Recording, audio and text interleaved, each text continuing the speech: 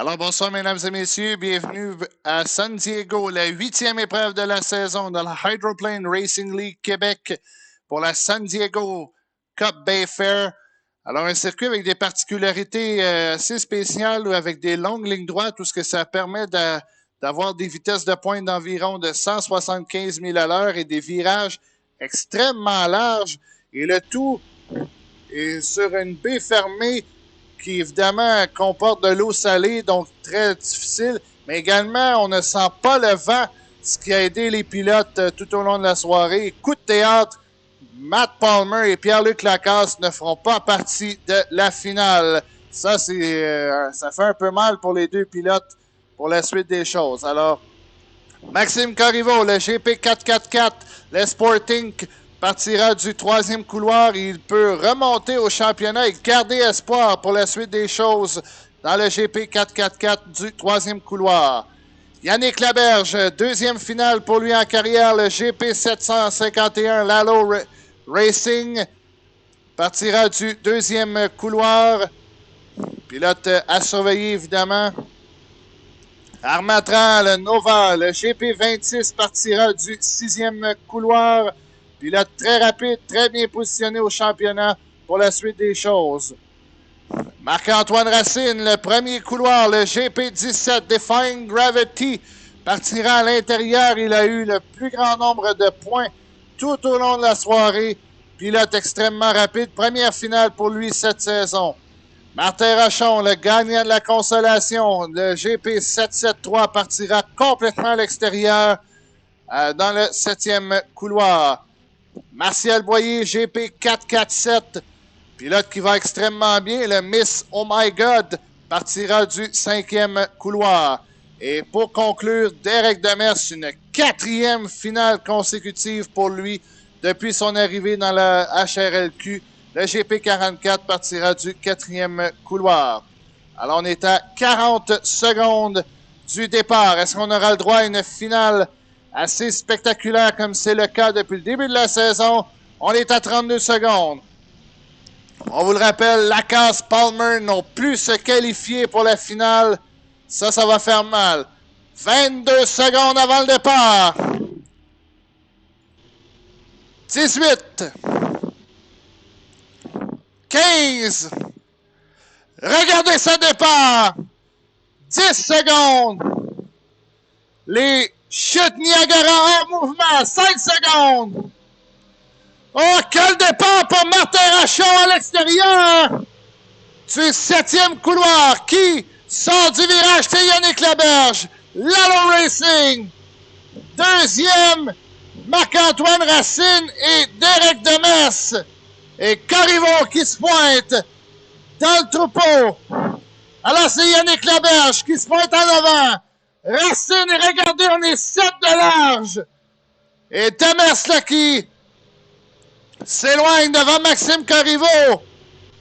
Et là, Corriveau qui se rapproche et regardez la bataille entre Marc-Antoine Racine et Yannick Laberge pour la tête et pour la troisième place entre Maxime Corriveau et Derek Demers. Oh, ça semble être parti pour une finale assez endiablée. Un tour de complété. Laberge laisse suffisamment d'espace à Marc-Antoine Racine et le Defying Gravity. On est toujours ponton à ponton. Racine et Laberge. Alors que Demers, lui, garde toujours son léger avantage sur Corriveau. Et Boyer qui se fait brasser à l'arrière. On Laberge a un peu de difficulté à tourner. Et Racine, lui, ne lâche pas à l'intérieur. Prend maintenant la tête. Laberge qui tente une poussée. Alors que Demers est maintenant troisième. Où est passé Maxime Corriveau? Il est relégué à la quatrième place.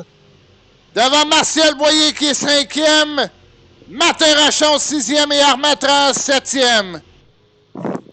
Oh, Marc-Antoine Racine s'éloigne de plus en plus de Yannick Laberge. Et le GP 751, Lalo Racing. Demers est maintenant troisième dans le Wave Dancer. Et Boyer qui est toujours côte à côte avec Corriveau pour la quatrième place. Voyez qu'il tente de se rapprocher là.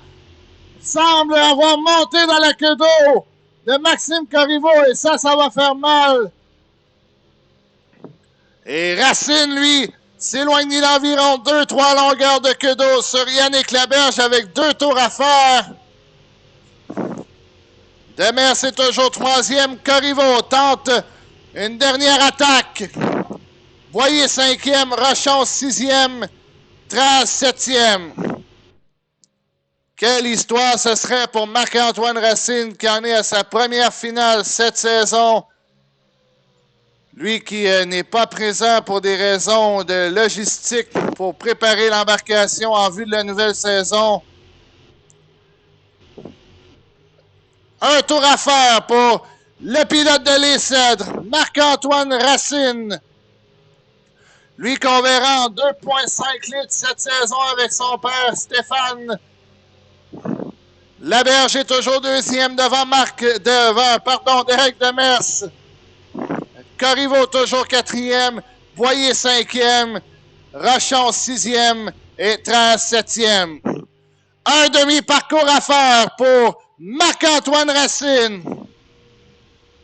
Quel talent il a, ce jeune homme. Laberge maintient sa 2e place. Dernier virage. Et on aura un 7e vainqueur en 8 courses cette saison. La victoire de Marc-Antoine Racine, Defying Gravity. 2e, Yannick Laberge. Demers a tenté une dernière attaque, mais devra se contenter d'un podium, d'une 3e place. Maxime Corriveau, 4e, suivi de Martial Boyer, 5e. Martin Rochon, 6e dans le RTX Wheels et Armand Tran dans le GP26. Alors, Derek Demers a un 2e podium de suite pour lui cette saison. Il a terminé 3e à Lake Havasu il y a quelques semaines. Et encore une fois, quel spectacle assez spectaculaire dans cette finale. Et c'est ça qui est la beauté de cette chose, c'est qu'à chaque course, on a des vainqueurs différents, ce qui lance les hostilités à chaque semaine. Alors voici l'entrevue d'après-course que j'ai réalisée avec le vainqueur hier, Marc-Antoine Racine, le pilote du GP17 Defying Gravity. Alors, je suis en compagnie du vainqueur de l'épreuve de San Diego, Marc-Antoine Racine. Marc-Antoine, comment on se sent? Je dirais très bien. Je l'ai très travaillé, cette course-là. Disons que plusieurs courses que je manque, dû aux causes que des défauts sur l'embarcation. Puis, donc, je suis très content de ma soirée. Oui, comme tu viens de spécifier, tu n'es pas là à toutes les courses, mais là, ça donne l'opportunité de démontrer encore une fois que tu es très rapide là, pour la fin de la saison, que tu es un pilote à surveiller. Oui, en effet. Est-ce que tu as des personnes à remercier là, pour la course de ce soir? Tes spotters, tes... Ben, je te dirais que Martin Rochon, Yannick Laberge, puis Martial Boyer. Je te dirais que c'est des très bons gars. Ben, un gros merci Marc-Antoine, puis bonne chance pour le restant de la saison. Merci.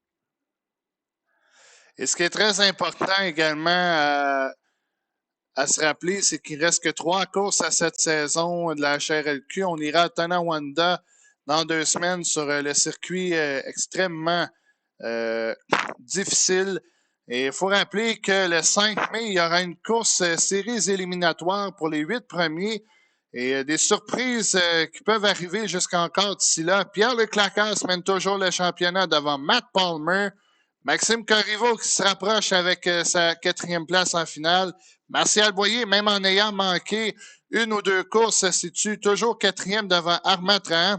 Le fêté hier, Mathieu Gauthier, surnommé The Goat, se situe 6e devant Yannick Laberge, qui avec sa soirée exceptionnelle se pointe maintenant en 7e place.